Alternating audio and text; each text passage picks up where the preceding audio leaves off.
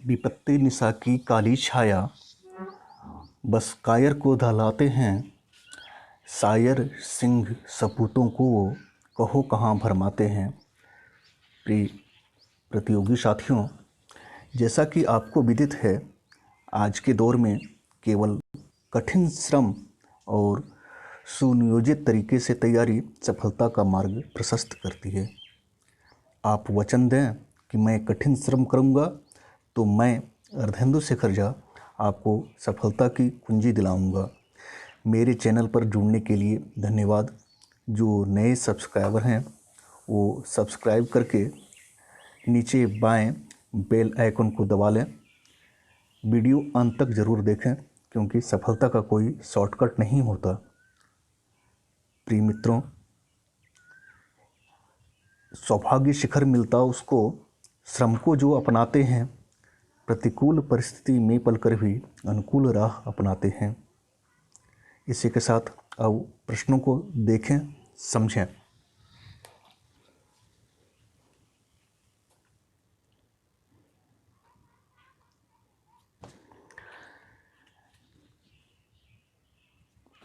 देश के पहले 3D प्रिंटेड मकान को किस संस्थान ने विकसित किया है?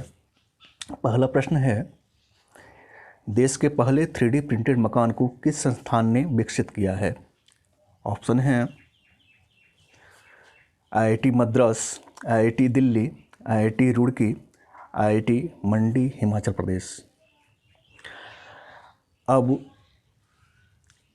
इस चार ऑप्शन में ऑप्शन ए IIT मद्रास यह सही है।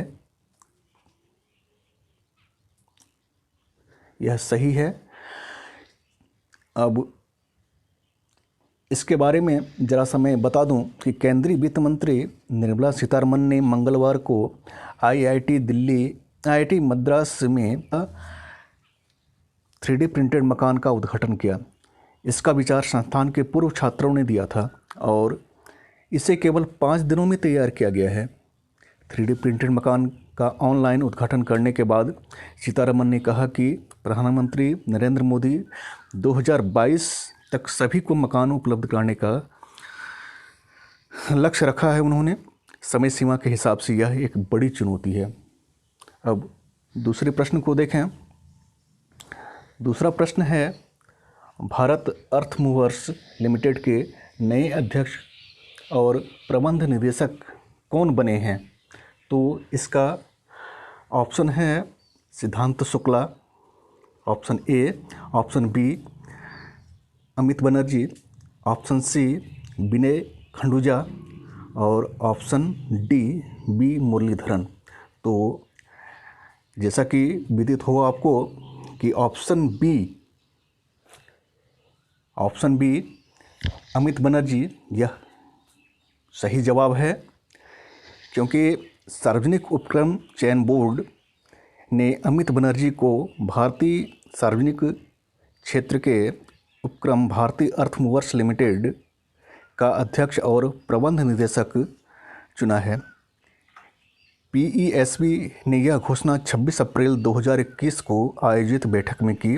वर्तमान में वह निदेशक रेल और मेट्रो BEML लिमिटेड के रूप में सेवारत हैं। अब तीसरे प्रश्न को देखें। तीसरा प्रश्न है, द लिविंग माउंटेन पुस्तक लॉन्च हुई है, इसके लेखक कौन हैं? पहला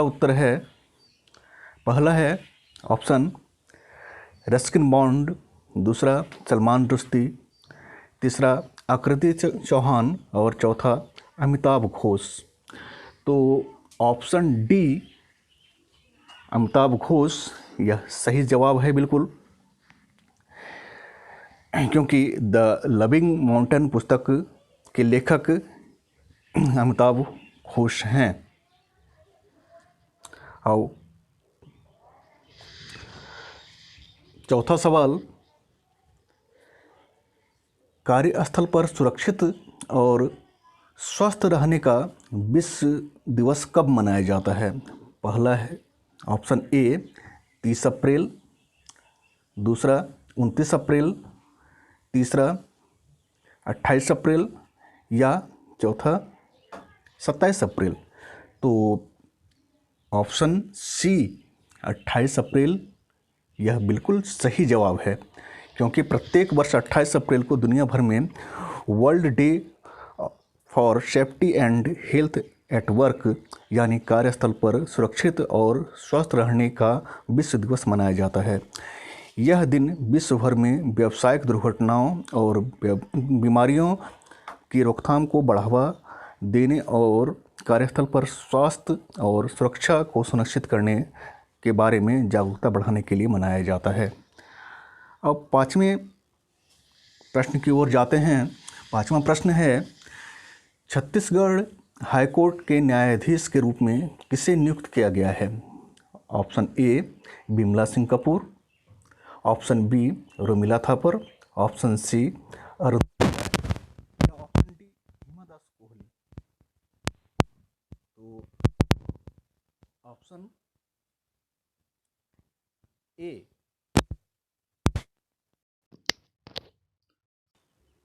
ऑप्शन ए बिमला सिंह कपूर यह बिल्कुल सही जवाब है, क्योंकि छत्तीसगढ़ उच्च न्यायाधीश बिमला सिंह कपूर को बुधवार को अस्थायी न्यायाधीश के तौर पर पदोन्नत किया गया। मंत्रालय ने छत्तीसगढ़ उच्च न्यायालय के न्यायमूर्ति के तौर पर न्यायमूर्ति शरद कुमार गुप्ता के इस्तीफे को भी अधिसूचित किया, जो इस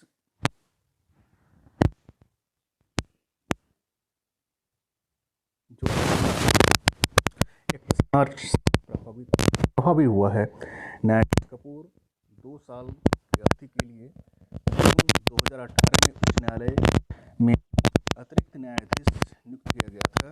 पिछले साल जून में 1 और साल के लिए यह अवधि बढ़ाई गई थी। न्यायमूर्ति 31 मार्च को उच्च न्यायालय में के पद से था। छठे सवाल की ओर चलते हैं।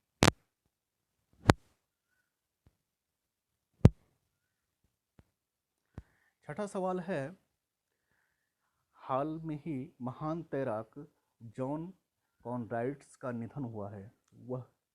वे किस देश से संबंधित थे?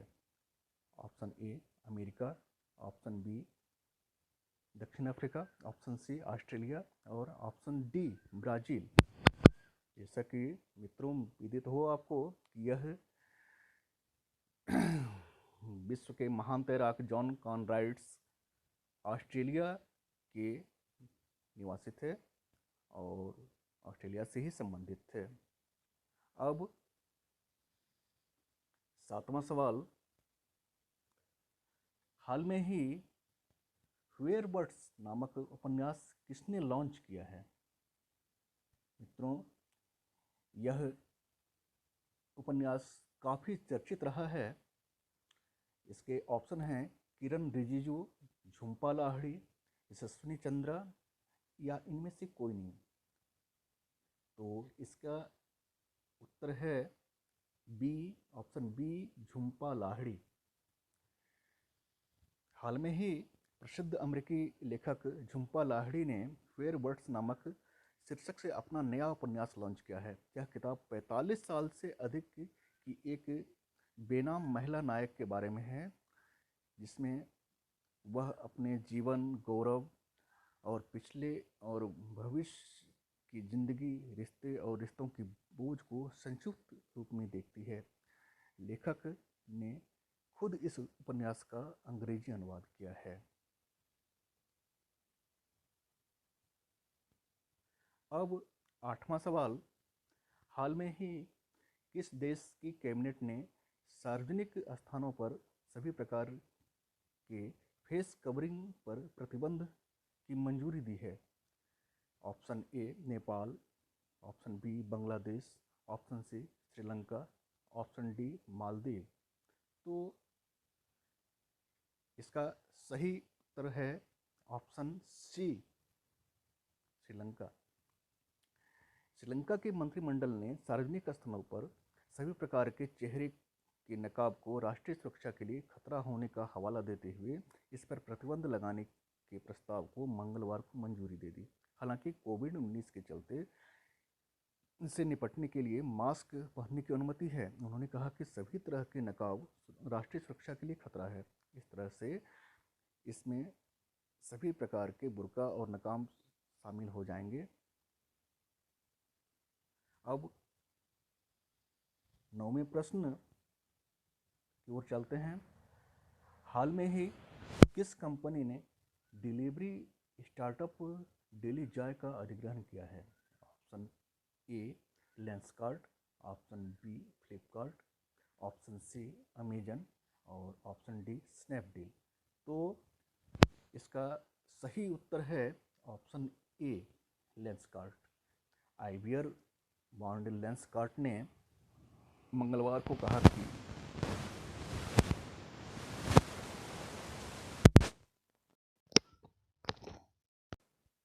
उसने हैदराबाद में एक प्रौद्योगिकी केंद्र खोलने के साथ साथ आवश्यक डिलीवरी स्टार्टअप डेलीजॉय का अधिग्रहण किया है, जो अगले 6 महीनों में इंजीनियरिंग, उत्पाद और डिजाइन वर्टिकल में 100 से ज़्यादा लोगों को रोजगार प्रदान करेगा।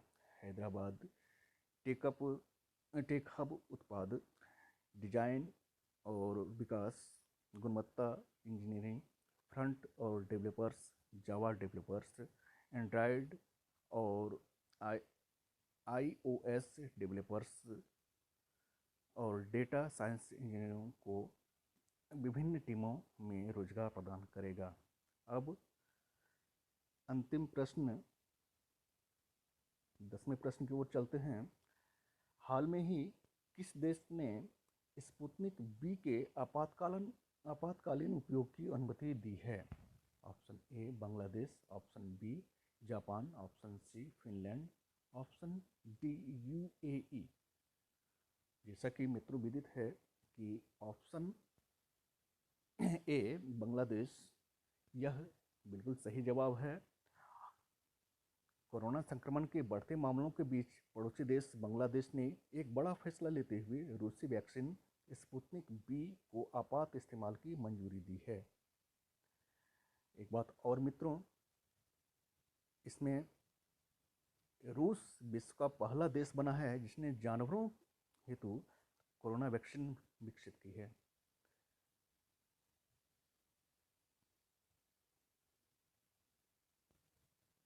यदि यह वीडियो पसंद आया हो तो मित्रों शेयर करें।